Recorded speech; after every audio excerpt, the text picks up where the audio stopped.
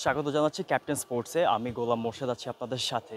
যেমনটি জানেন যে আগামী 18ই নভেম্বর বাংলাদেশ মুখোমুখি হতে যাচ্ছে এশিয়ান কাপ কোয়ালিফায়ারের তৃতীয় হোম ম্যাচে ভারতের বিপক্ষে। আর সেই ম্যাচকে কেন্দ্র করে প্রথমবারের মতন আজকে কিন্তু অনুশীলন শুরু করেছে বাংলাদেশ এবং আজ সন্ধ্যা ৫টা থেকে কিন্তু সেই অনুশীলন শুরু হয়েছে। এখনও কিন্তু অনুশীলন চলমান রয়েছে।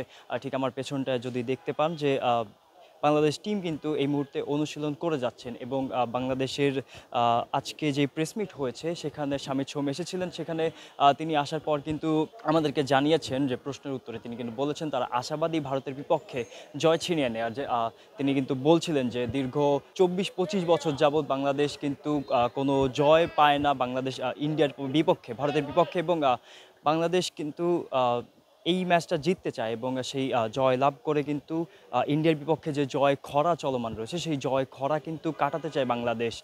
এবং তিনি কিন্তু আশাবাদী টিম নিয়ে এবং তিনি কিন্তু যেটি বলেছেন যে টিম ভালো করবে সেই আশাই তিনি করছেন। কোচকে নিয়ে তাকে প্রশ্ন করা হয়েছিল যে কোচের ট্যাকটিক্যাল জিনিস বা ট্যাকটিক্যালি বা বিভিন্নভাবে কোচ কীরকম, তিনি কিন্তু বলেছিলেন যে হ্যাঁ, কোচ কিন্তু দুর্দান্ত করছেন এবং তিনি আশাবাদী কোচকে নিয়ে। তিনি চাচ্ছেন যে কোচ থাকুক এবং এমনটাই কিন্তু তিনি জানিয়েছেন। বাংলাদেশের হামজা চৌধুরীও কিন্তু চাচ্ছেন যে ম্যাচটা জিততে এবং আমরা দেখেছি যে হামজা চৌধুরী এবং শামিদ সোম যারা এসেছেন তারা কিন্তু আজকের অনুশীলনে অনেকটা প্রফুল্ল ছিল।